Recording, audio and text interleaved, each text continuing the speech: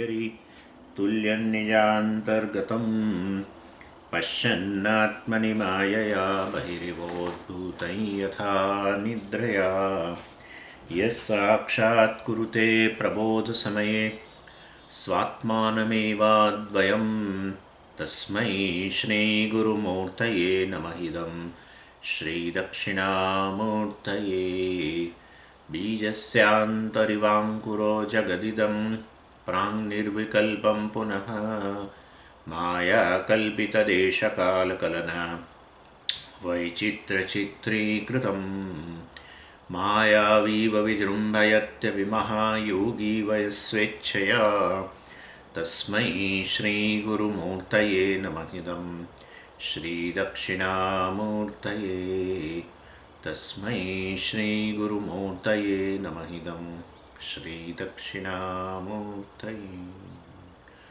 ॐ सहना भवतु सहनौ भुनक्तु सह वीर्यं करवावहै तेजस्विनावधीतमस्तु मा विद्विषावहै।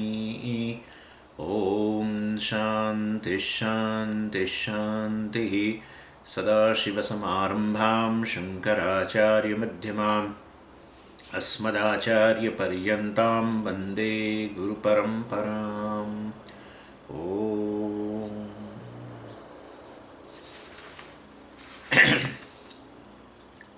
સો 15મા અધ્યાયમાં આપણે આ છઠ્ઠો શ્લોક 7મો શ્લોક જોઈ રહ્યા છીએ. મમૈવાંશો જીવલોકે જીવભૂત સનાતન મનઃષ્ઠાની ઇન્દ્રિયાણી કર્ષતી વગેરે વગેરે.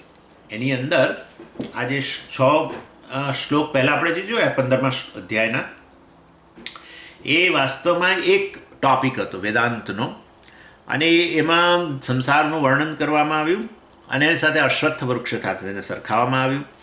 અને એ સંસાર વૃક્ષમાંથી મુક્ત થવા માટે જે 4 ઇમ્પોર્ટન્ટ સાધનોનું વર્ણન કર્યું, એની અંદર પહેલું હતું વૈરાગ્યની વાત કરી ભગવાને. અસંગ શસ્ત્રેને દૃઢેન ચિત્વા ભગવાને કહ્યું. પછી શરણાગતિની પણ વાત કરી ભગવાને, પ્રપદ્યે વગેરે વગેરે. પ્રપત્તિ એટલે શરણાગતિ. અને પછી સદ્ગુણોની વાત કરી. અને આ બધું તો હોય, પણ વેદાંત વિચાર ન હોય, વેદાંતનું શ્રવણ મનન નિધિધ્યાસન ન હોય તો કંઈ કામ ન કરે. એટલે વેદાંત વિચાર અર્થાત વેદાંતના વાક્યોનું, મહાવાક્ય વગેરેનું શ્રવણ વગેરે જે છે એ પણ એટલું જ જરૂરી છે. એટલે આ 4 સાધનોનું વર્ણન કર્યું. શાના માટે? સંસાર વૃક્ષને છેદવા માટે. અને આ રીતે આ 4 સાધનોના અનુષ્ઠાનથી વ્યક્તિ જે છે વટે સંસારમાંથી મુક્ત બને, મોક્ષની પ્રાપ્તિ કરે.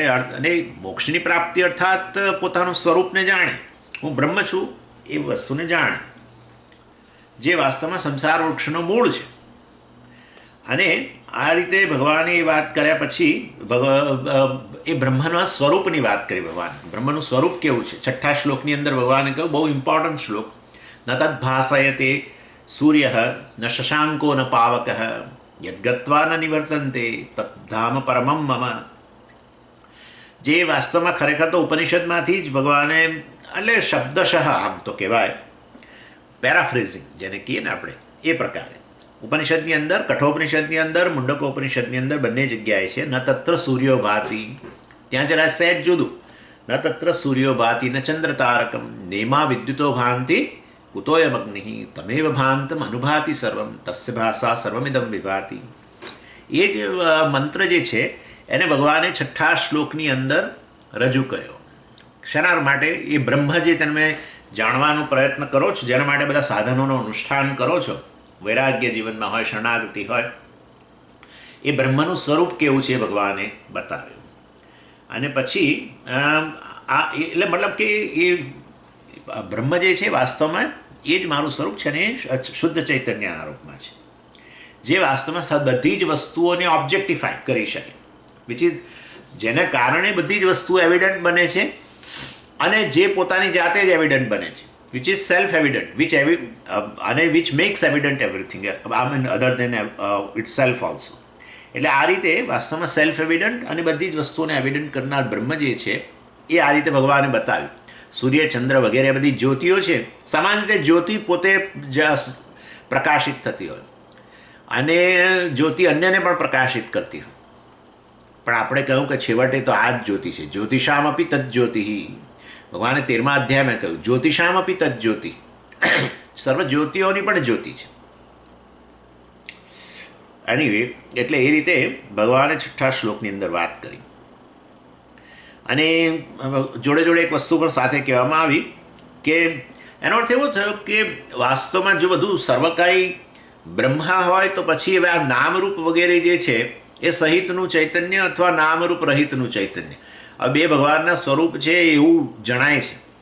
કારણ કે જગતને પણ તમે બ્રહ્મ કહો છો, જગતને બ્રહ્મ કહો તો પછી જગતમાં તો અનેક વિશેષતાઓ છે અને કેટલા બધા નામરૂપ છે ને એની અંદર પાછું જન્મ મરણ વગેરે અનેક વસ્તુઓ છે. એટલે પછી ખરેખર ઈશ્વર જન્મ મરણવાળો છે, ઈશ્વર વિશેષતાવાળો છે, સગુણ છે કે પછી નિર્ગુણ છે? હવે આ પ્રશ્ન થાય. એટલે પછી કહેવામાં આવ્યું કે ભાઈ બધું ભગવાન જ છે. બધું ભગવાન હોય તો પછી હવે બે સ્વરૂપ કોઈ દિવસ કોઈના ના હોય. અગ્નિનું સ્વરૂપ અને તદ્દન વિરુદ્ધ તો પાછું ના જ હોય. સગુણ અને નિર્ગુણ બંને ન હોઈ શકે. એટલે જેમ કે અગ્નિનું ઉષ્ણતા પણ એનું સ્વરૂપ હોય અને શીતળતા એનું સ્વરૂપ, આવું તો ન જ હોય ને. વિરુદ્ધ વસ્તુ એનું સ્વરૂપ ન હોઈ શકે. તો પછી બેમાંથી એક સ્વરૂપ તમે કહો કયું સાચું છે? એટલે આપણે કે નિર્ગુણ બ્રહ્મ જે છે એ જ વાસ્તવમાં પરમેશ્વર સર્વગુણોથી પર છે, જન્મ મરણથી પર છે, પુણ્ય પાપથી પર છે, સર્વવ્યાપી છે વગેરે વગેરે, અને શુદ્ધ ચૈતન્ય છે. આ એનું વાસ્તવિક સ્વરૂપ છે. નિર્ગુણ બ્રહ્મ જ વાસ્તવિક સ્વરૂપ છે. સગુણ રૂપે એ અભિવ્યક્ત થયેલો જણાય છે. અર્થાત વાસ્તવમાં આ સગુણ ઈશ્વર જે છે એ પણ એની અભિવ્યક્તિ છે, મિથ્યા અભિવ્યક્તિ છે. પેલું સત્ય છે. એ પ્રકારે આપણે વાસ્તવમાં કહ્યું. અને એમાં આ વસ્તુ કહેવા પાછળનો આ ક્લેરિફાય કરવા પાછળનો હેતુ એવું છે કે ખરેખર ભગવાન પોતે જ આ છે ને ભગવદ્ ગીતાની અંદર પોતાને અહમ શબ્દનો જે પ્રયોગ છે ને ભગવદ્ ગીતાની અંદર ભગવાન પોતાના માટે કરે છે, હું. પણ એ અનેક રીતે કરે છે, 3 રીતે કરે છે. વાસ્તવમાં અહમ શબ્દનો પ્રયોગ ભગવાન ભગવદ્ ગીતાની અંદર 3 રીતે કરે છે. એક કોન્ટેક્સ્ટ એવો છે જેમાં ભગવાન પોતાને અવતારના રૂપમાં જ, મિસ્ટર કૃષ્ણના રૂપમાં જ બતાવે છે. અને એ અર્જુન સાથેની વાતચીતમાં 4થા અધ્યાયની અંદર ભગવાન બહુ સ્પષ્ટ રીતે કહે છે. શું કહે છે? ભક્તોસી મેં સખા ચેતી રહસ્યમ હે તદુત્તમમ. તું તો મારો ભક્ત છું, ભક્ત હસી મમ સખા. એટલે મમ એટલે ભાઈ અહમનો જ એક્સટેન્શન છે. તું તો મારો સખા છું. હવે એટલે હું વાસ્તવમાં ભગવાન અર્જુનને પોતાનો સખા કહેતા હોય તો પોતે કૃષ્ણના રૂપમાં જ હોય તો પોતાના પરમ બ્રહ્મના રૂપમાં સખા કોણ હોય? એટલે વાસ્તવમાં એટલે અહમ શબ્દનો પ્રયોગ 4થા અધ્યાયમાં ભગવાને જે કર્યો, અર્જુન સાથેની વાતચીતમાં ભગવાને એને પોતાનો મિત્ર કહ્યો ત્યારે પોતાના કૃષ્ણના રૂપમાં બતાવ્યા. પછી આગળ બીજી જગ્યાએ ભગવાને પોતાને અર્થાત એક રૂપ ઈશ્વર કહેવો જોઈએ, એક રૂપધારી. જ્યારે ભગવાને અર્જુનને પોતાનો મિત્ર કહ્યો ત્યારે પછી અનેક રૂપધારી તરીકે ભગવાને કહ્યું પોતાને અહમ શબ્દના પ્રયોગ તરીકે ભગવદ્ ગીતામાં. અને છે તમે જાણો છો વિભૂતિના રૂપમાં બધું કહ્યું તો પોતાના અનેક રૂપવાળો ભગવાને કહ્યું આ રૂપમાં હું છું ને પેલા રૂપમાં હું છું ને આ પણ મારી વિભૂતિ છે ને પેલી પણ મારી વિભૂતિ છે ને. એટલે ભગવાને પોતાને ત્યાં અનેક રૂપમાં બતાવ્યા. બધું પાછું અહમ અહમ જ શબ્દ વાપર્યો, હે ને? વૃક્ષાણામ અશ્વત્થ અહમ અસ્મી ભગવાને કહ્યું. સર્વ વૃક્ષોમાં હું અશ્વત્થ છું ને આ બધા પાંડવોમાં હું ધનંજય છું ને ફલાણામાં હું આ છું ને ફલાણામાં હું આ છું. તો હવે એ તો બધા અનેક રૂપ છે. એટલે ભગવાને પોતાને એક રૂપધારી તરીકે પણ બતાવ્યો. અર્જુન સાથેની વાતચીતમાં પોતાને અનેક રૂપધારી તરીકે બતાવ્યો. અને પાછું એટલું જ નહીં, વિરાટ રૂપમાં કહ્યું ત્યારે તો અનેક રૂપધારી થઈ જ ગયા ઓટોમેટિકલી. ભગવાને કહ્યું કે મેં આ વિરાટ રૂપ મારું છે કાલોસ્મી, જગત હું કાળ સ્વરૂપ છું, હું આ સમગ્ર જગતને ગળી જવા માટે અત્યારે પ્રવૃત્ત થયો છું ને.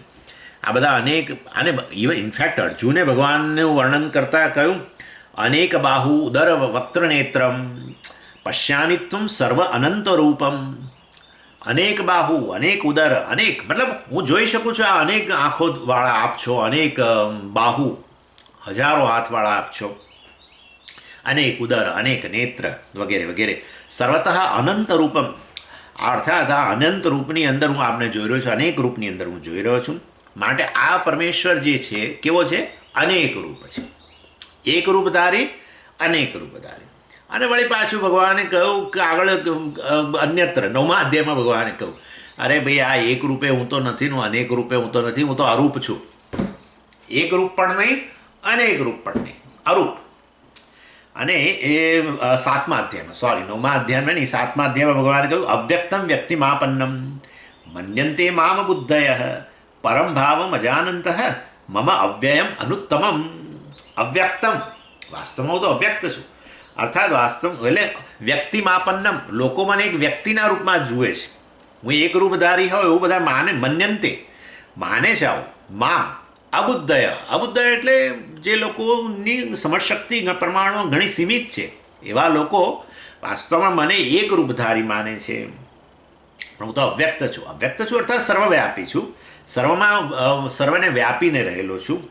એક વ્યક્તિ વિશેષમાં નથી, સર્વ વ્યક્તિઓને હું વ્યાપીને રહેલો છું. એવો હું વ્યક્તિથી, રૂપથી પર છું. પરમ ભાવમ, વાસ્તવમાં પરમ ભાવ છે. અર્થાત મારો આ પરમાત્મા ભાવ જે છે, અજાનંત લોકો જાણતા નથી. મમ અવ્યયમ અનુત્તમમ વગેરે. અર્થાત ભગવાન કહેવાનો આશય એ છે કે હું અરૂપ છું. આ તો સરળ જ છે. ફોર્મલેસ વસ્તુ જ સર્વ ફોર્મના રૂપમાં હોઈ શકે. એક પોતાનું વિશેષ ફોર્મ હોય તો વાસ્તવમાં પોતે પછી અનેક બીજા રૂપો ધારણ ન કરી શકે. અને આ રીતે આ ભગવદ્ ગીતાની અંદર ભગવાને પોતાને 3 રૂપની અંદર આ રીતે બતાવે. એક રૂપ ઈશ્વર, અનેક રૂપ ઈશ્વર અને અરૂપ ઈશ્વર, અર્થાત નિર્ગુણ બ્રહ્મના રૂપમાં, ચૈતન્યના રૂપમાં. અને આ રીતે ભગવાને અહમ, મયા, મમ આ બધા કેટલાય શબ્દો વાપર્યા કર્યા છે, પરંતુ એનો અર્થ ભગવદ્ ગીતામાં આ રીતે અનેક રીતે થઈ શકે છે. અને ઘણા બધા લોકો તો કન્ફ્યુઝ જ છે. ને આ જે વાસ્તવમાં અનેક રૂપ ધારી હોય ત્યાં પોતાને અરૂપ તરીકે બતાવ્યો છે એવું ભગવાન, એવું લોકો કરતા હોય છે, એનું અર્થઘટન વગેરે કરતા હોય છે. અને અનેક રૂપધારી કહ્યું હોય ત્યાં પોતાને એક રૂપધારી કે, એક રૂપધારી કહ્યું હોય ત્યાં અનેક રૂપધારી કે. હમણાં જ મેં સાંભળ્યું હોય, ઇસ્કોનની અંદર એક નાનો છોકરો બહુ જ તૈયાર થઈ ગયો છે હવે. અને અહીંયા બોસ્ટનમાં અને એણે કેટલા લોકો, આમાં એવું છે કે ભગવદ્ ગીતામાં પેલો જે છેલ્લો શ્લોક જે છે ને, સર્વધર્માન પરિત્યજ્ય મામેકમ શરણમ વ્રજ, એટલે સર્વધર્મનો પરિત્યાગ કરીને ભગવાન કહે છે તું મારું શરણ લે. એટલે કોનું શરણ લે? હું એટલે કોણ? પણ મારું શરણ એટલે હું કોણ? પણ એ લોકો કહે છે કે ના, એ તો મિસ્ટર કૃષ્ણના રૂપમાં જ કહ્યું છે. ભાષ્યકારે ત્યાં મોટું ભાષ્ય લખીને બતાવ્યું કે આ અરૂપ ઈશ્વર બ્રહ્મનું શરણ લેવાની વાત ભગવાને કરી છે, નિર્ગુણ બ્રહ્મનું શરણ લેવાની વાત ભગવાન કરી છે. પણ આ લોકો કહે છે કે જો ભગવાને જ કહ્યું છે કે કોઈ બીજાનું શરણ ના લેશો, હું ઈશ્વર જે કૃષ્ણના રૂપમાં છું એનું શરણ લો. અને આ જે છોકરો જે છે ને, એણે તો મેં સાંભળ્યું થોડું, એ કહે છે પાછું ઉપર પુરાણોમાંથી કોટ કરે છે. પુરાણોમાંથી લાવીને કહે છે જુઓ ફલાણા પુરાણમાં કહ્યું કે ગણેશ કરતાં કૃષ્ણ ચડિયાતા છે, બીજા પુરાણમાં કહ્યું કે શિવજી કરતાં કૃષ્ણ ચડિયાતા છે, ત્રીજા પુરાણમાં કહ્યું બ્રહ્મા કરતાં કૃષ્ણ ચડિયાતા છે. માટે પહેલાં બધાને કોઈને ભજવાના ન હોય, કૃષ્ણને જ ભજવાના હોય. અને એમાં બધા શબ્દોને બરાબર ટ્વિસ્ટ કર્યા એ લોકોએ. કારણ કે ગણાધિપહ કહ્યું, ગણાધિપહ કે એ પુરાણમાં, એટલે ગણાધિપહ એટલે ગણાના, સર્વગણોના ઈશ, સર્વગણોના અધિપતિ. એટલે કોણ? એટલે કે ગણેશ. એટલે ગણેશ કહે છે કે જુઓ હું તો આ શ્રી કૃષ્ણના ચરણને પોતાના મસ્તક પર ધારણ કરું છું, એટલે તમે જ કહો. એમ એ એવું કહે છે, તમે જ કહો કોણ ચડિયાતું? એટલે કે કૃષ્ણ ચડિયાતા. હા, એટલે ગણેશજીને કોઈને ભજાય નહીં. એમ કે વિચારો તમે કેવું ચાલે છે આ બધું. કેટલી એટલે આ જેને બુદ્ધિ ન હોય એ વસ્તુ, એનો અર્થ એવો થયો કે ગણેશ જુદા અને કૃષ્ણ જુદા થઈ ગયા નક્કી. હવે કૃષ્ણ જુદા થયા તો એ પછી એ કૃષ્ણ પરમાત્મા સર્વશક્તિમાન કેવી રીતે હોય? ગણેશની શક્તિ ગણેશની છે, ગણેશનું જ્ઞાન ગણેશનું છે, અને પેલા સર્વશક્તિમાન સર્વેશ્વર કેવી રીતે બન્યો? સર્વવ્યાપી કેવી રીતે બને? એટલે એની વે ચાલો હવે આ તો કહેવાનો હશે, પણ છે અહીંયા જ લોકો, મતલબ આજના બહુ મોટું ફોલોઈંગ છે ભાઈ જે હશે તે. પરંતુ કહેવાનો આશય કે આ રીતે એક કઈ વસ્તુના રૂપમાં કહ્યું છે, નિર્ગુણ બ્રહ્મનું શરણ લેવાની વાત કરી છે કે અહીંયા ભગવાને અહમ શબ્દ અનેક રૂપધારી તરીકે વાપર્યો છે કે અહમ શબ્દનો અર્થ એક રૂપધારી તરીકે વાપર્યો છે. એમાં આ લોકો આ રીતે બધું વિવિધ પ્રકારનું અર્થઘટન કરીને છેવટે કૃષ્ણનું જે વિશેષ રૂપ છે એને જ સૌથી ચડિયાતું છે એવું વાસ્તવમાં બતાવવાનો પ્રયત્ન કરે. ચાલો એનીવે, એટલે this is by the way. એટલે ભગવાન આ બધા હવેના જે બધા અહીંયા જે શ્લોકો છે એમાં ભગવાન કહે છે તદ્ધામ પરમમ મમ. એટલે વાસ્તવની અંદર આ નિર્ગુણ બ્રહ્મ જે છે, નિર્ગુણ સ્વરૂપ જે છે, એ જ વાસ્તવમાં મારું ચડિયાતું રૂપ છે. અને આ બધું 6થા શ્લોક સુધી જ વાત થઈ ગઈ. પછી 7મા શ્લોકની અંદર ભગવાન હવે અમે કહ્યું પ્રમાણે નવો ટૉપિક શરૂ થાય છે. અને આ એ છે નિર્ગુણ બ્રહ્મ જ વાસ્તવમાં આ માયા વગેરેનો આશરો લઈને આ જીવ અને જગત બંનેના રૂપમાં હું જ અભિવ્યક્ત થયું છે એ ભગવાન 7મા શ્લોકથી શરૂ કરીને 11મા શ્લોકની અંદર સિદ્ધ કરે છે.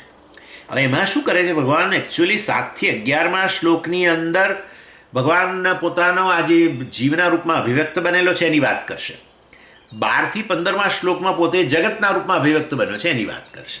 અને આ રીતે ભગવાનનો આશય એ છે, જે નેક્સ્ટ ટોપિક શરૂ થઈ રહ્યો છે તે 7મા શ્લોકથી, બરાબર ને? એમાં ટોપિક અત્યારે આ નવો ટોપિક છે કે પરમાત્મા પોતે જ કેવી રીતે જીવ અને જગત બંનેના રૂપમાં અભિવ્યક્ત બનેલો છે. અને અર્થાત ચાલો એટલે કહેવાનો આશય જેવી રીતે આપણે આ જે સ્વપ્ન જગત છે એની અંદર વેકર જ એક જ છે ને, જાગ્રત પુરુષ જ વાસ્તવની અંદર કેવું બંનેના રૂપમાં, એટલે ડ્રીમરના રૂપમાં સ્વપ્ન પુરુષ જીવ, સ્વપ્ન પુરુષના રૂપમાં પણ ડ્રીમરના રૂપમાં પણ ડ્રીમ એક્સપિરિયન્સના રૂપમાં કહો ચાલો, ડ્રીમનો અનુભવ કરનાર, આ સ્વપ્ન જગતનો અનુભવ કરનાર એક જીવના રૂપમાં પણ પોતે જ છે અને સ્વપ્ન જગતના રૂપમાં પણ પોતે છે. એટલે જેવી રીતે જાગ્રત પુરુષ સ્વપ્નમાં રહેલો જીવ ડ્રીમર અને ડ્રીમ વર્લ્ડ સ્વપ્ન જગત બંનેના રૂપમાં કેવી રીતે અભિવ્યક્ત થયો છે, એવી જ રીતે આ જગત પણ જે છે એ જગતના રૂપમાં પણ અને આ જીવ અત્યારે જે છે એ બંનેના રૂપમાં પરમાત્મા જ અભિવ્યક્ત થયેલો છે. એ વસ્તુ ભગવાન સિદ્ધ કરવા માંગે છે. અને માટે 7થી 11મા શ્લોકની અંદર પહેલાં ભગવાન આ રીતે પોતાને કેવી રીતે જીવના રૂપમાં કેવી રીતે અભિવ્યક્ત થયા છે એ બતાવશે, અને 12થી 15મા શ્લોકમાં પોતે જગતના રૂપમાં અભિવ્યક્ત થયેલા છે એ બતાવશે. એટલે પહેલાં આપણે આ હવે જોઈએ જે અહીંયા 7મા શ્લોકથી જે આ શરૂ કર્યું છે ભગવાને કે જીવ તરીકે અભિવ્યક્તિ એ અહીંયા બતાવવામાં આવે છે. એટલે ભગવાન કહી રહ્યા છે કે હું જ આ નિર્ગુણ બ્રહ્મ જે છું, ચૈતન્ય જે છું, એ જ જીવના રૂપમાં અભિવ્યક્ત બને છું. કેવી રીતે સમજવું આ વસ્તુ? એટલે કહે છે પ્રત્યેક જીવ જે છે, જે વ્યક્તિ જે છે, એ વાસ્તવમાં એનામાં 2 શરીરો છે. અત્યારે આપણે કારણ શરીરની જરૂર નથી એટલે હું અત્યારે બાજુ મૂકું છું. 2 શરીરો છે. એ બંને શરીર કયા શરીરો? સ્થૂળ શરીર અને સૂક્ષ્મ શરીર. અને એ બંને વાસ્તવમાં શરીરો જે છે, અને એમાં ખાસ કરીને લેટસ સૂક્ષ્મ શરીરની અંદર પ્રથમ આપણે અત્યારે અંતઃકરણની વાત કરીએ. અને એ સ્થૂળ શરીર છે ને એ તો વાસ્તવમાં ઇનર્ટ જડ છે અને પંચમહાભૂતો સ્થૂળ મહાભૂતોમાંથી બનેલું છે. સૂક્ષ્મ શરીર પણ પંચમહાભૂતોમાંથી બનેલું છે. અપંચીકૃત સૂક્ષ્મ મહાભૂત એવું આપણે તત્વબોધમાં ભણી પણ ગયા. અપંચીકૃત એટલે સૂક્ષ્મ, પણ જેનું પંચીકરણ થયેલું નથી, સ્થૂળ બનેલા નથી, એવા ભૂતોમાંથી સૂક્ષ્મ શરીર પણ બન્યું છે, અર્થાત અંતઃકરણ પણ બન્યું છે.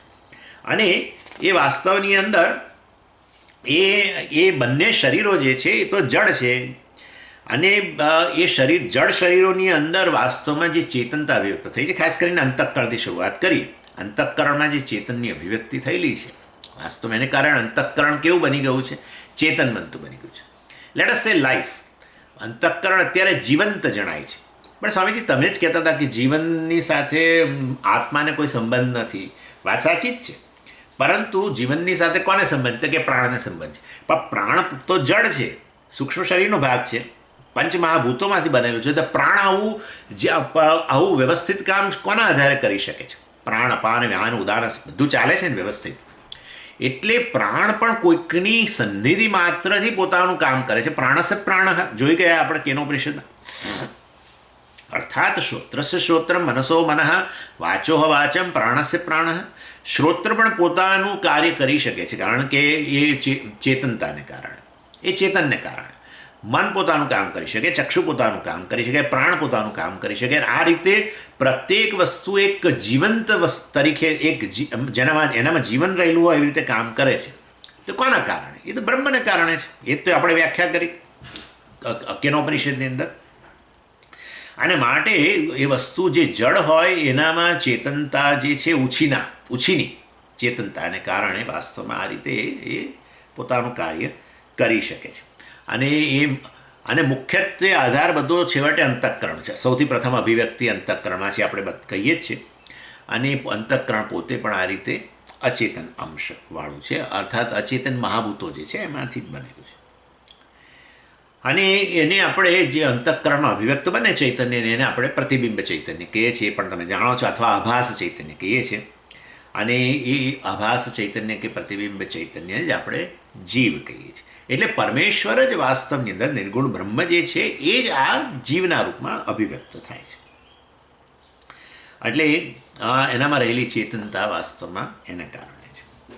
અને આ અંતઃકરણમાં રહેલી ચેતનતા પછી છેવટે બધા ઇન્દ્રિયો વગેરેની અંદર પણ આવે અને એના દ્વારા સ્થૂળ શરીરમાં પણ આવે. અને સ્થૂળ શરીર માં પણ જીવન જણાય, સૂક્ષ્મ શરીરમાં પણ જે જીવન જણાય એ છેવટે અંતઃકરણમાંને કારણે અંતઃકરણમાં જે જીવંતતા જણાય તમને, જે કોન્શિયસનેસ જણાય એ વાસ્તવમાં છેવટે શેના કારણે છે? આ ચૈતન્યને કારણે છે, નિર્ગુણ બ્રહ્મને કારણે છે. અને અંતકાળે શું થાય? કારણ કે અહીંયા અંતકાળની ચર્ચા છે. મનઃષ્ઠાન ઇન્દ્રિયાણી પ્રકૃતિસ્થાની કર્ષતી વગેરે વગેરે. અર્થાત અહીંયા જે છે એ મતલબ અંતકાળે શું થાય? તો અંતકાળે કહે છે કે અંતઃકરણ જે છે આ શરીરને છોડીને જતું રહે. એટલે વાસ્તવમાં અંતઃકરણ શરીરને છોડીને જતું રહે છે. ચૈતન્ય શરીર છોડીને ન જઈ શકે. બ્રહ્મ ચૈતન્ય જે ચૈતન્ય છે એ વાસ્તવમાં શરીર છોડીને ન જઈ શકે. કારણ કે વાસ્તવ એ કેમ ન જઈ શકે? કારણ કે એ સર્વવ્યાપી છે. જે સર્વવ્યાપી હોય એ વાસ્તવમાં છોડીને ન જઈ શકે. અને માટે કેવળ અંતઃકરણ જ આ શરીરને છોડીને જાય છે, વસ્તુ નિશ્ચિત છે.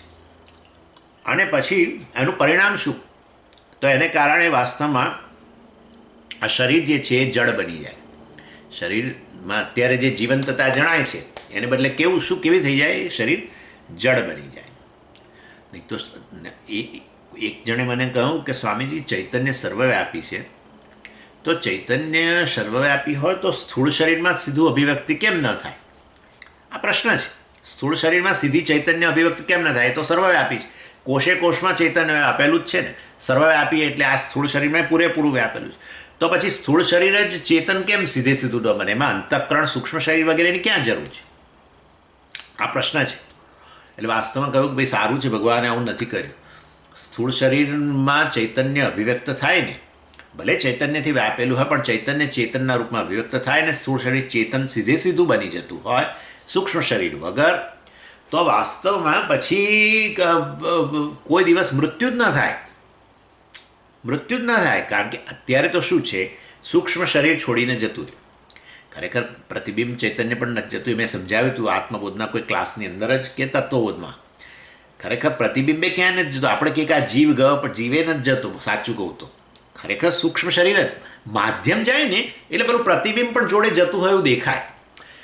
વાસ્તવમાં પ્રતિબિંબનું ચલન ક્યારે થાય? જ્યારે પછી એનો બિંબ જે છે એ અલ્પવ્યાપી હોય તો પછી આપણે પ્રતિબિંબનું ચલન માનીએ.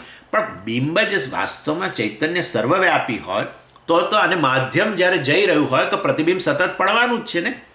અને માટે એવા સંજોગોની અંદર ખરેખર તમે જો જુઓ ને તો ખાલી કેવળ સૂક્ષ્મ શરીર છોડીને જાય છે. કોને? સ્થૂળ શરીરને છોડી. જેવું સૂક્ષ્મ શરીર છોડીને જાય એટલે સ્થૂળ શરીરને મળતી જીવંતતા ચેતનતા વગેરે બંધ થઈ જાય. સ્થૂળ શરીર જડ બની જાય. જો સ્થૂળ શરીર સૂક્ષ્મ શરીર વગર સીધું ચેતનની અભિવ્યક્તિ કરે, પોતે ચેતન છે, જીવનની અભિવ્યક્તિ કરે ને, તો પછી ક્યારેય નાશ જ ન થાય સ્થૂળ શરીરનો. વિચારો તમે, અત્યારે તો નાશ થઈ જાય છે. કેમ નાશ થઈ જાય છે? કારણ કે સૂક્ષ્મ શરીર છોડીને જાય છે. સૂક્ષ્મ શરીર છોડીને જાય એની સાથે જ આ સ્થૂળ શરીર કેવું બની જાય? ચેતનમાંથી કેવું થઈ જાય છે? જડ થઈ જાય છે. ચેતનની અભિવ્યક્તિ જડ. અને જડ થયું મતલબ પછી એનો વિઘટન, નાશ. ભલે પછી એને બાળી મૂકીએ કે જે કરીએ તે, પરંતુ નાશ થઈ જાય. એટલે નહીં તો ક્યારેય સ્થૂળ શરીરનો જ નાશ ન થાય. અને તો પછી શું દશા થાય કલ્પના કરો તમે. ઓલરેડી પહેલાંના આપણા 5-6 પેઢી પહેલાંના આપણા વડવાઓ બધા હાજર હોય અને કલ્પના કરો તમે. એટલે it will be A chaos ખરેખર. એટલે સારું છે ઈશ્વરે ચૈતન્યની અભિવ્યક્તિ અંતઃકરણ કે સૂક્ષ્મ શરીરમાં કરી અને એના દ્વારા સ્થૂળ શરીર પણ ચેતન બને. It is good. સ્થૂળ શરીર નવું પ્રાપ્ત થાય ને બહુ સારું. આ જૂના ઘરમાં રહીને પછી કંટાળીએ જઈએ અને પાછું ઇમેશિએટ અને પાછું એ તો એનો સ્વભાવ એવો છે. ઘર આપણે નવું લઈએ ને ત્યારે કેવું સરસ હોય છે, બધી દિવાલો ને બધું, પછી તિરાડો પડે ને પેલો કલર જતો રહે ને ફલાણું જતું રહે ને પેલું લીક થાય ને આ લીક થાય ને. એટલે એ લઈ લે ને તો સારું, ભગવાન નવું પાછું આપે આપણને, નવા ઘરમાં રહેવાનું થાય, સારું છે. So it is good.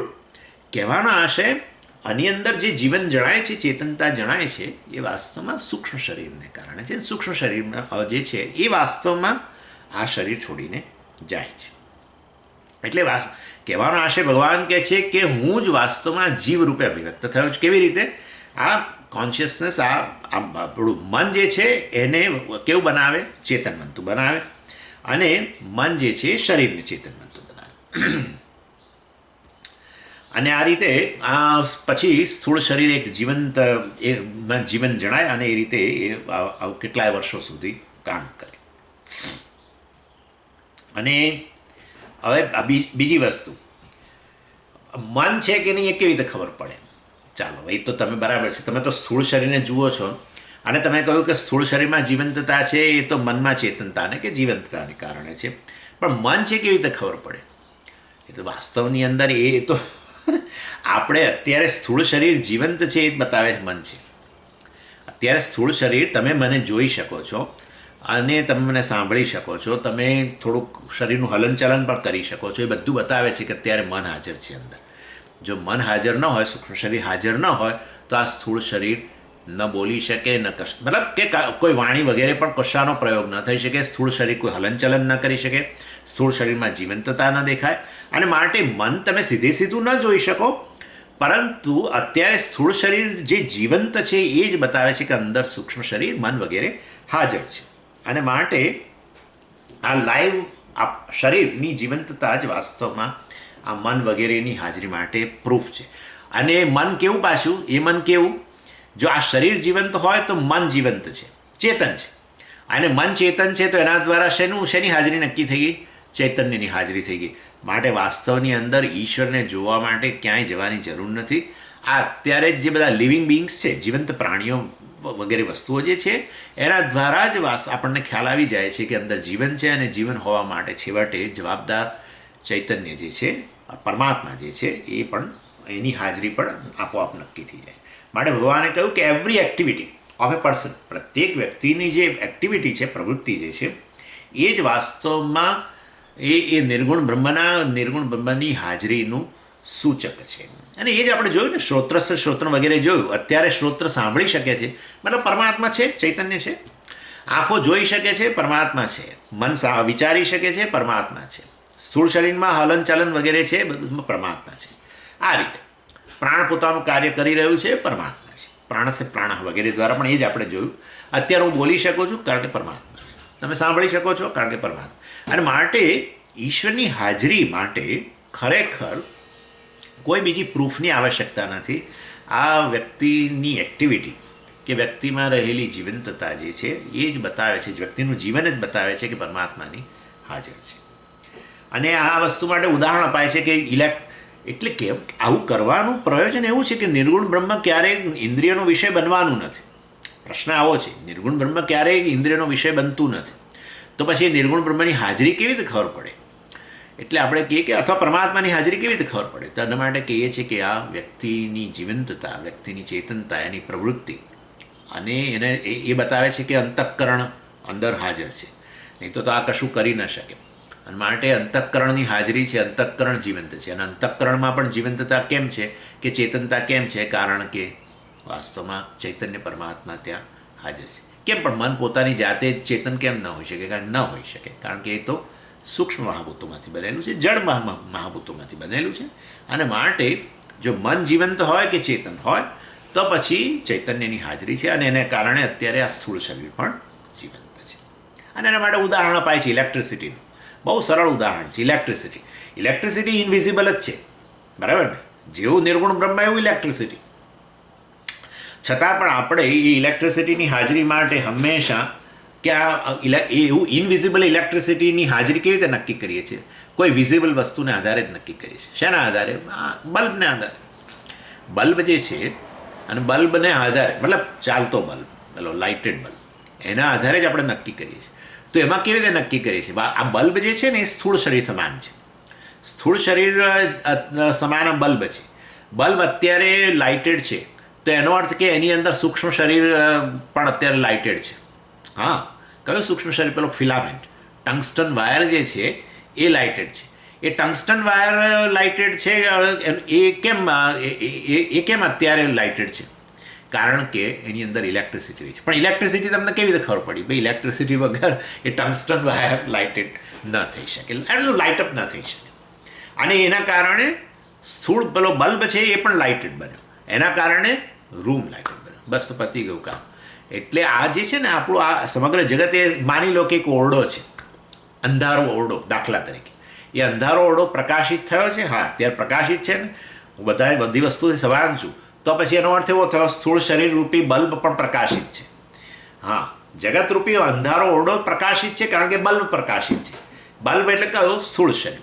Bulb કેમ પ્રકાશિત છે? કારણ કે અંદર ટંગસ્ટન વાયર છે, ફિલામેન્ટ છે, એ લાઇટેડ અપ છે. હા, મન, અંતઃકરણ, સૂક્ષ્મ શરીર. અને એ કેમ લાઇટેડ અપ છે? કારણ કે પરમાત્મા ચૈતન્ય છે. એને તમે ક્યાં જોવા ગયા? જોવાની જરૂર નથી. જોવાની જરૂર નથી. ઇલેક્ટ્રિસિટીને જોવાની જરૂર નથી, તો ઇલેક્ટ્રિસિટી છે એવું તમે નક્કી કરી શકતા હો.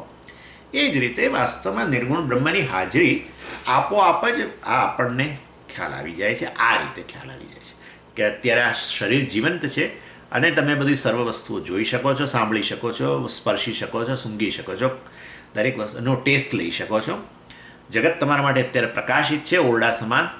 તો પછી જરૂર સ્થૂળ શરીર પણ વાસ્તવમાં જીવંત છે કે ચેતન છે? એ ચેતન છે કારણ કે અંતઃકરણ ચેતન છે. અંતઃકરણ ચેતન છે કારણ કે ચૈતન્ય પરમાત્મા અભિવ્યક્ત થયો છે. શેના રૂપે?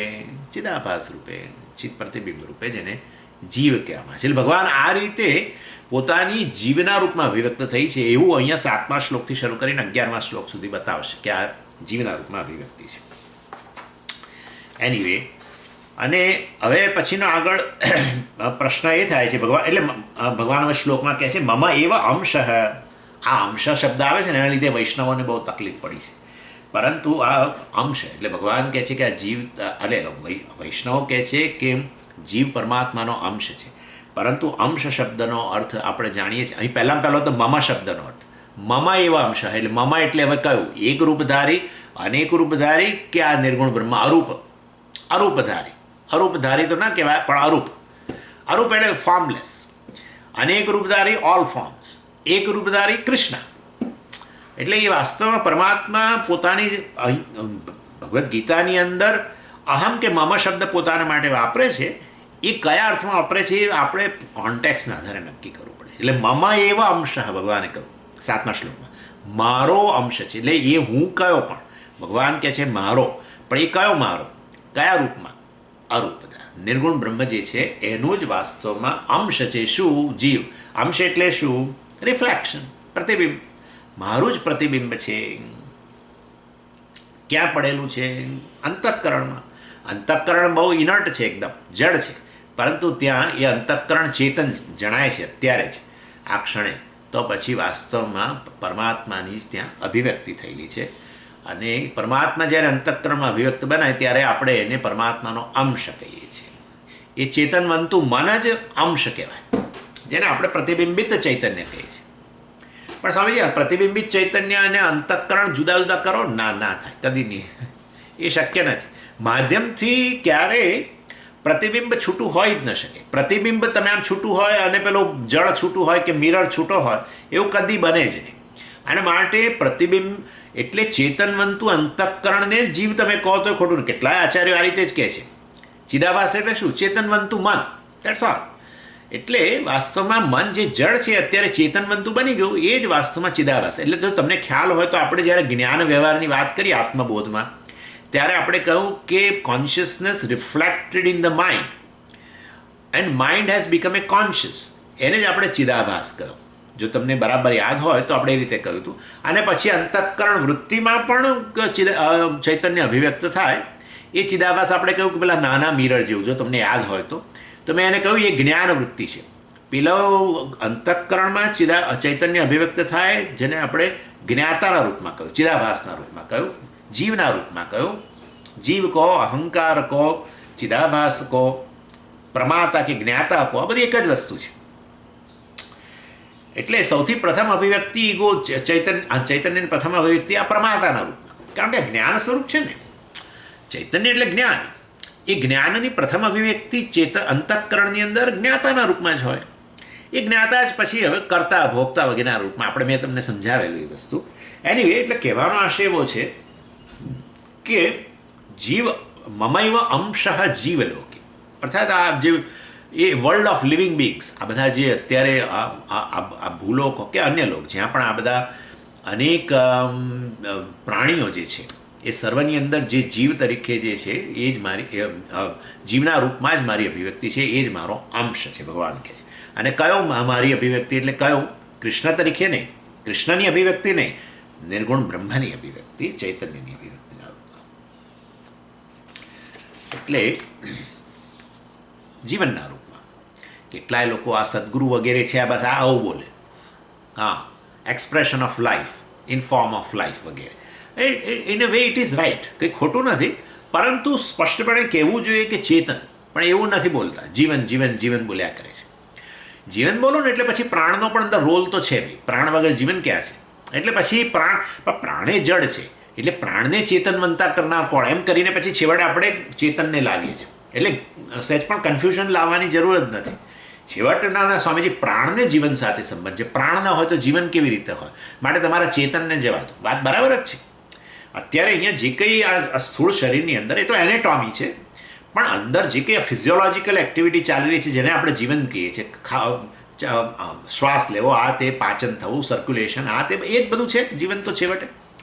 એનીવે એટલે એ પણ પ્રાણે જડ જ છે ને, સ્થૂળ સૂક્ષ્મ શરીરનો ભાગ છે, મહાભૂતોમાંથી બનેલું છે, રજસંશમાંથી બનેલું છે, જાણીએ જ છે આપણે. પણ એ પ્રાણ એકદમ ચેતનની જેમ કેવી રીતે કામ કરી શકે? એટલે આપણે કહીએ છીએ કે છેવટે ચૈતન્યની અભિવ્યક્તિ થઈ સૂક્ષ્મ શરીરમાં, અને એને કારણે પ્રાણ પણ આ રીતે પોતાનું આમ એક ઇન્ટેલિજન્ટ ફંક્શન કરી શકે છે. એટલે માટે છેવટે સૂક્ષ્મ શરીરમાં ચૈતન્યની અભિવ્યક્તિને કારણે જીવન છે આપણે કહીએ તો કંઈ ખોટું નથી. પણ ખરેખર આત્માનો સીધો જીવન સાથે કોઈ સંબંધ નથી, એમ આપણે આ કહ્યું હતું. આત્માનો સીધો આ જીવન સાથે સંબંધ નથી, મૃત્યુ સાથે સંબંધ નથી, પ્રાણને સંબંધ છે. ઇનફેક્ટ પ્રાણનો સ્થૂળ શરીર સાથેનો સંયોગ એ જ વાસ્તવમાં એને કારણે જીવન છે. પ્રાણનો સ્થૂળ શરીર સાથેનો વિયોગ એને જ આપણે મૃત્યુ કહીએ છીએ. પરંતુ છેવટે આ બધું પ્રાણનો પણ વિયોગ થાય છે, પ્રાણનો સંયોગ થાય છે, પણ પ્રાણે આ જીવન પ્રદાન કરે છે સ્થૂળ શરીરને. એ કોના કારણે? ચૈતન્યની હાજરીને કારણે. જે ચૈતન્ય સદાય હાજર છે, જેની હાજરીને કારણે પ્રાણ છે, અને મન છે, શ્રોત્ર છે, ચક્ષુ છે. એમ કરીને છેવટે આપણે ચૈતન્યને જ આ જીવન માટે જવાબદાર છેવટે ગણીએ છીએ. કારણ કે પ્રાણને પણ અસ્તિત્વ પ્રદાન કરનાર, પ્રાણને પ્રાણપણું પ્રદાન કરનાર છેવટે પરમેશ્વર છે, ચૈતન્ય છે. એટલે આ રીતે બહુ લોકોને ગૂંચવણ છે કે જીવન માટે જવાબદાર આત્મા કે જીવન માટે જવાબદાર પ્રાણ. વાસ્તવમાં જીવન માટે છેવટે જવાબદાર ચૈતન્ય કે આત્મા ગણવું જોઈએ. છેવટે સીધું એ કંઈ આત્મા શરીર સાથે એને સંયોગ થાય છે આમ કરીને, અને પછી એમાંથી આ શરીર જીવંત બને છે એવું નથી. ખરેખર પ્રાણના સંયોગથી બને છે. પ્રાણ એટલે પાછું સૂક્ષ્મ શરીર, એટલે સૂક્ષ્મ શરીરનો સંયોગ થાય આ સ્થૂળ શરીર સાથે, ત્યારે વાસ્તવમાં જીવન પ્રગટ થાય છે. પરંતુ બંને જડ છે, તો બંને ચેતનની જેમ કેમ કામ કરતા જણાય છે? આ સ્થૂળ શરીર અત્યારે ચેતનની જેમ કામ કરે છે, right? It's a conscious entity. અને સૂક્ષ્મ શરીર પણ ચેતનની જેમ કામ કરે છે. એટલે આ આંખો જોઈ શકે છે, બહારની વસ્તુનો અનુભવ કરી શકે, શ્રોત્ર શબ્દનું ગ્રહણ કરી શકે. આ બધી વસ્તુઓ પણ શેને કારણે છે? છેવટે ચૈતન્યની અભિવ્યક્તિ થયેલી છે માટે. એટલે એ દ્રષ્ટિએ અંતઃકરણ પણ એક ચેતનની જેમ કામ કરે છે વગેરે વગેરે. જ્ઞાન પ્રાપ્ત કરી શકે છે, બધી વસ્તુનો અનુભવ કરી શકે. અનુભવ કરવા માટે છે ને છેવટે ચેતન જ લાવવો પડે. જડ વસ્તુથી અનુભવ ન થાય. જળ વસ્તુનો અનુભવ થાય, જળ વસ્તુ અનુભવ ન કરી શકે. જળ વસ્તુનો અનુભવ થાય ચેતનને, જળ વસ્તુ પોતે અનુભવ ન કરી શકે. અને માટે આપણા મનમાં એ સ્પષ્ટતા હોય ને તો ચિંતા નથી. એટલે અત્યારે જ્ઞાનેન્દ્રિયો અનુભવ કરે છે શબ્દ, સ્પર્શ, રૂપ, રસ, ગંધ, તો પછી એ તો ચેતનને કારણે છે, જેને આપણે પછી જીવન સાથે સાંકળીએ. ઇન શોર્ટ, સૂક્ષ્મ શરીર ચેતનવંતુ બને, એના કારણે સ્થૂળ શરીર ચેતનવંતુ બને, એના કારણે જીવનની અભિવ્યક્તિ થાય. એવું જો કહીએ તો કંઈ ખોટું નથી. કશો સીધો રોલ નહીં, એની હાજરી માત્રથી. એટલે કહ્યું ને ત્યાં બીજા મંત્રની અંદર બહુ સ્પષ્ટ કરી દીધું, શ્રોત્રસ્ય શ્રોત્રમ, મનસો મનઃ, વાચો વાચમ, પ્રાણસ્ય પ્રાણ. જેની સન્નિધિ માત્રથી, હે ને, ઈશિતમ પ્રેષિતમ, કેન ઈશિતમ કેન પ્રેષિતમ, કોની હાજરી માત્રથી, કોની ઈચ્છા માત્રથી શ્રોત્ર આ શબ્દ તરફ જાય છે, ચક્ષુ આ રૂપ તરફ જાય છે, કોની હાજરી માત્રથી પ્રાણ આ વિવિધ પ્રકારનું કાર્ય કરે છે, કોની ઈચ્છા માત્રથી, કોની પ્રેરણાથી કરે છે. તો આપણે કહ્યું કે વાસ્તવમાં આ ચેતનની ઈચ્છા કે ચેતનની પ્રેરણા. પણ પ્રેરણા જાણે કંઈ ખરેખર કરતું નથી, નહીં તો એનામાં કર્તૃત્વ આવી જાય. જા પ્રાણ તું આ કામ કર, એ મન તું આ કામ કર, આવું કશું કરતું નથી, એની હાજરી માત્રથી થાય છે. એટલે આ દ્રષ્ટિએ વાસ્તવની અંદર અત્યારે આપણે આ જે ચેતનને છેવટે આ જીવન માટે જવાબદાર કરીએ છીએ, આ દ્રષ્ટિથી કહીએ છીએ. કારણ નહીં તો આમ તો ખરેખર જો વાસ્તવની અંદર જો પરમેશ્વર જ સીધો જીવન માટે જવાબદાર હોય તો પછી સ્થૂળ શરીરને સીધો જીવંત કરી શકે ને. એ તો સર્વવ્યાપી છે, પણ તો સ્થૂળ શરીરને કેમ જીવંત નથી કરતો? શેના દ્વારા કરે છે? સૂક્ષ્મ શરીર દ્વારા. બરાબર છે. એટલે વાસ્તવની અંદર સૂક્ષ્મ શરીરનો રોલ છે, પ્રાણનો રોલ છે, વગેરેનો રોલ છે, મનનો રોલ છે. એ આપણે ગણી લેવું જોઈએ. That is how we have to understand. આ તો ખાલી હું ક્લેરિફાય કરું, તમે જાણો જ, પણ જસ્ટ ફોર ક્લેરિફિકેશન. આ બહુ જ ગૂંચવાડો હોય છે વર્ષો સુધી કે ખરેખર જીવન આત્મા પ્રદાન કરે છે કે પ્રાણ પ્રદાન કરે છે, વગેરે વગેરે. એટલે જીવલોકે in the world of living beings, એટલે આમ પ્રત્યેક જે બધા પ્રાણીઓ જે છે, પ્રાણીઓના અંતઃકરણમાં પરમેશ્વર અભિવ્યક્ત બનીને ચિદાભાસના રૂપમાં, જીવના રૂપમાં અભિવ્યક્ત બને છે, અને પછી એના દ્વારા એ શરીર વગેરેને પણ જીવંત કરે છે. અને આ માટે એ દ્રષ્ટિએ જીવ વાસ્તવમાં બીજું કશું નથી, ઈશ્વરનું જ રૂપ છે. માટે ભગવાન આના પછીના શ્લોકમાં કહેવાના જ છે. આના પછીના શ્લોકમાં જીવ શબ્દ વાપરવાને બદલે કે ઈશ્વર શબ્દ વાપરે છે.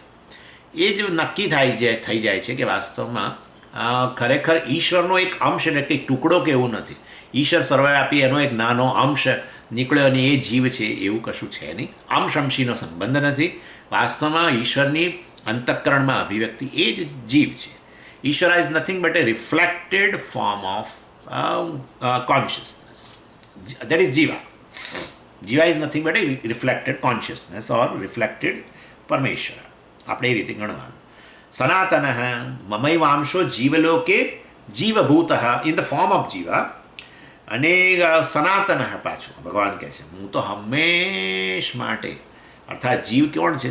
સનાતન છે. સનાતન એટલે આ શરીરનું મૃત્યુ થઈ જશે તોય હું તો ચાલુ જ રહેવાનું છું જીવના રૂપમાં.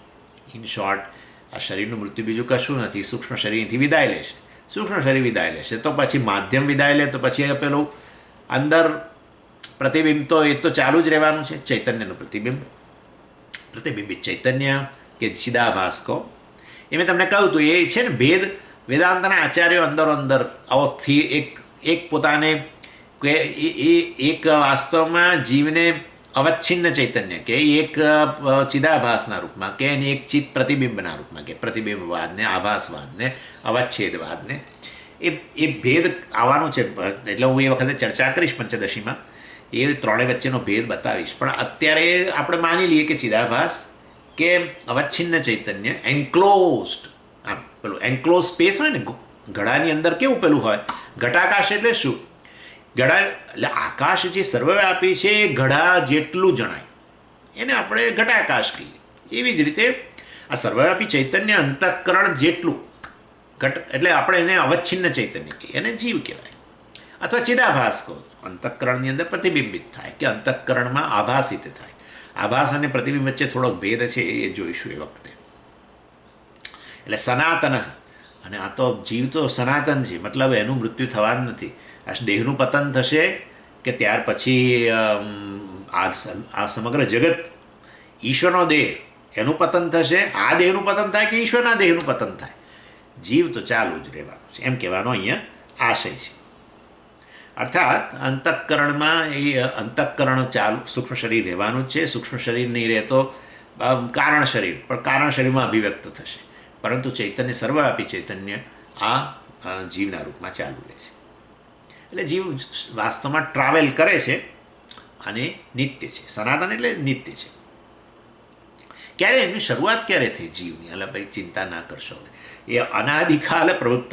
એટલે આ લોકો સંકલ્પ કરાવે ને ત્યારે અનાદિ અવિદ્યા વાસનયા એમ કરીને સંકલ્પ કરાવે. આપણા બધા જે પ્રિસ્ટ હોય ને એ શરૂ કરાવે આ રીતે. એ જીવની પાસે સંકલ્પ કરાવો ને તો જીવનું વર્ણન કરતા આવું કે અનાદિ અવિદ્યા વાસનયા, અનાદિ અવિદ્યા વાસનાને કારણે વાસ્તવમાં આ જીવનું અસ્તિત્વ. એટલે મતલબ જીવા ઇઝ બિગિનિંગલેસ એમ કહેવાનો આશય છે.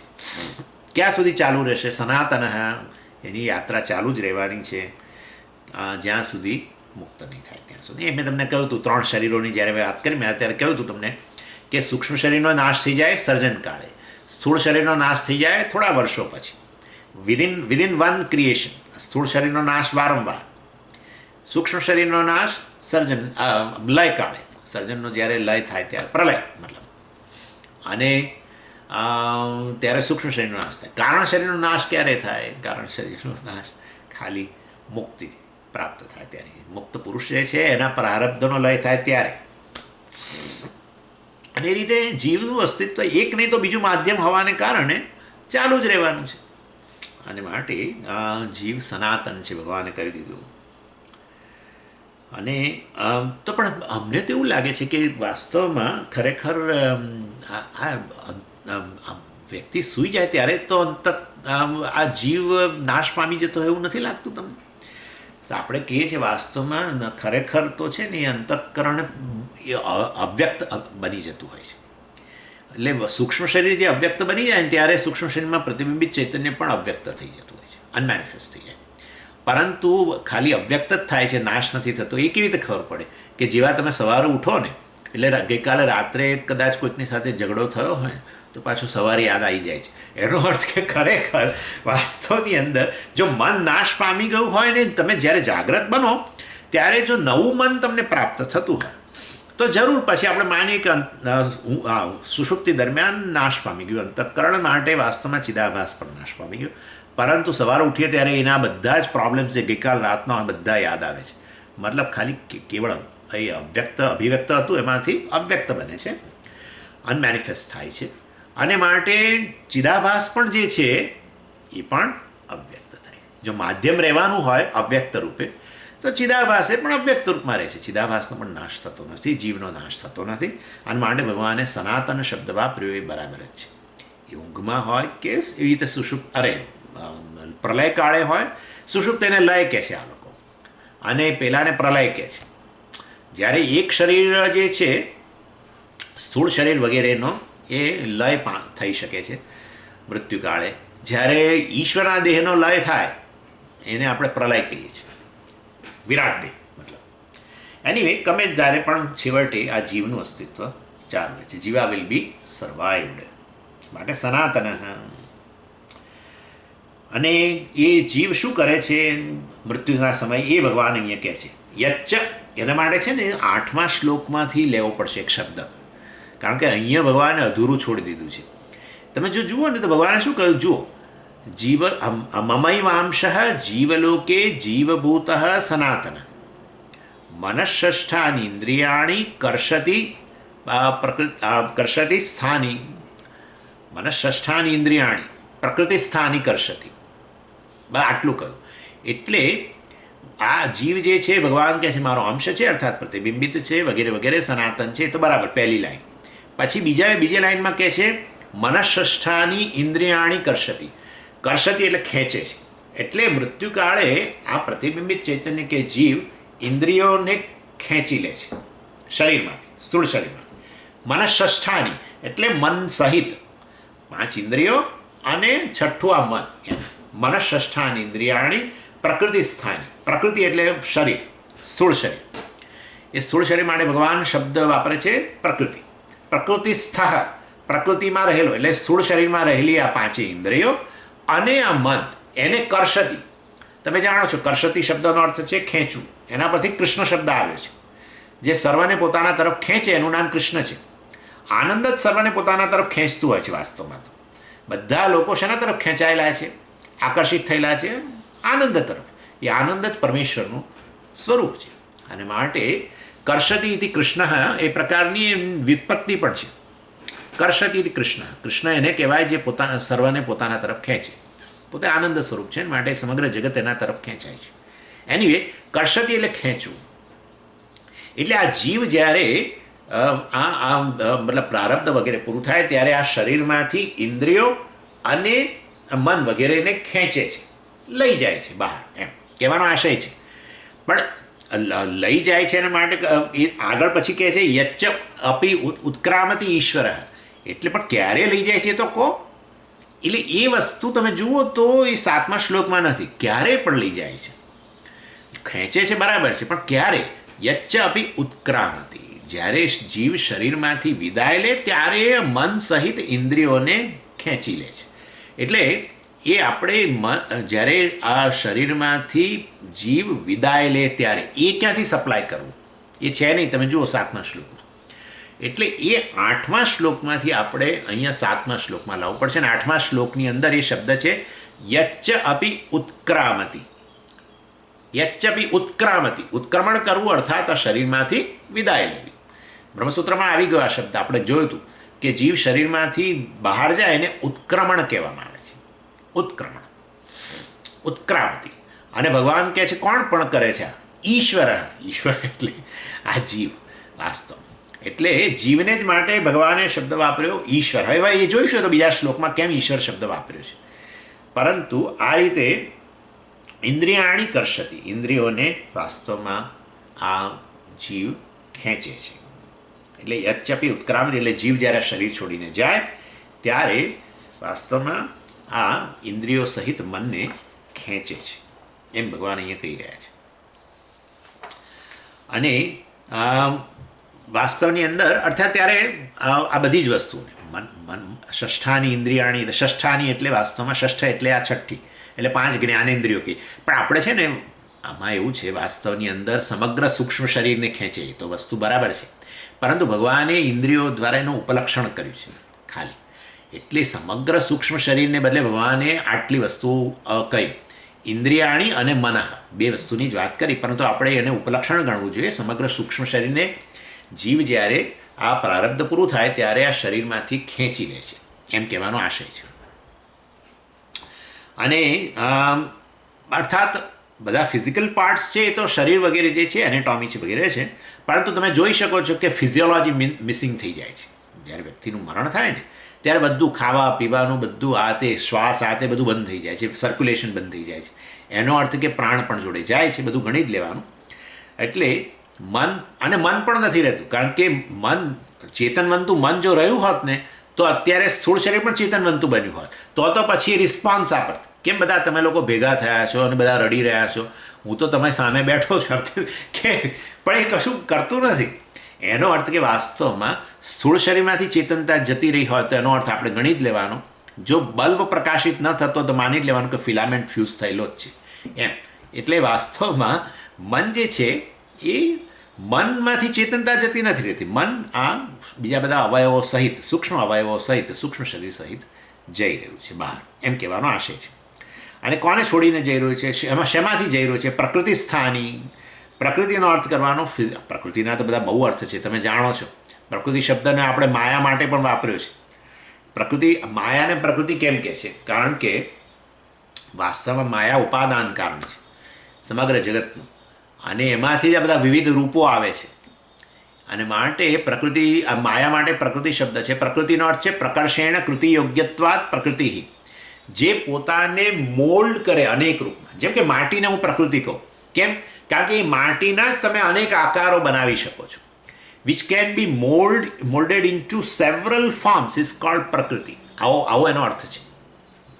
પોતાનું એવો વિશેષ ફોર્મ નથી, પરંતુ ઉપાદાન કારણ હોવાને કારણે એ આ બધા રૂપોના રૂપમાં એ મોલ્ડ થઈ છે, અભિવ્યક્ત થયેલી છે. અને માટે માયાને આપણે પ્રકૃતિ કહીએ છીએ. માયા જગતનું ઉપાદાન કારણ છે અને માટે આપણે એને પ્રકૃતિ શબ્દ દ્વારા કહ્યું છે. પરંતુ અહીંયા પ્રકૃતિ શબ્દનો અર્થ સ્થૂળ શરીર ગણવાનો, કારણ કે એ છેવટે આવી છે પ્રકૃતિમાંથી જ ને, માયામાંથી જ આવ્યું છે ને સ્થૂળ શરીર. આ એક વિશેષ રૂપ. અને માટે અહીંયા પ્રકૃતિસ્થ, આ પ્રકૃતિમાં રહેલા અર્થાત સ્થૂળ શરીરમાં રહેલા શું? મનઃ ષષ્ઠાની ઇન્દ્રિયાણી. આ સ્થૂળ શરીરમાં રહેલા ઇન્દ્રિયો અને મન વગેરેને કોણ કર્ષતી ખેંચે છે? કોણ ખેંચે છે? જીવ. એટલે ભગવાને કહ્યું મમૈવાંશ જીવલોકે જીવભૂત સનાતન મનઃષ્ઠાની પ્રકૃતિસ્થાની કર્ષતી. એ જીવ ખેંચે છે. ક્યારે પણ ખેંચે છે? એટલે પેલું 8મા શ્લોકમાંથી ઉપર લાવો.